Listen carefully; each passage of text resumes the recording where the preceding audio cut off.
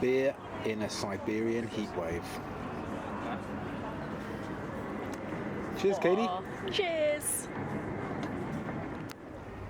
So here we are in Irkutsk, Siberia, where it is boiling hot. I'm seriously sweltering. So we arrived here yesterday on the train and we are both feeling a little bit jet lagged, weirdly. So we're about 7 hours ahead of London now. We've made up 5 hours since Moscow and I don't think my body and circadian rhythm has quite caught up yet. But we are having a lovely day recovering in Irkutsk, which we're doing a crazy little panoramic shot of. And tomorrow we are heading off on an adventure to Lake Baikal, and we can't wait. So we think this is Yuri Gagarin, but we've got absolutely no idea why he's here or what his connection to Irkutsk is.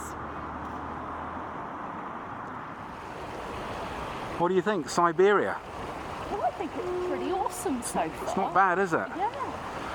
Well, I think it's, I can see it being the second home of the 2030 generation.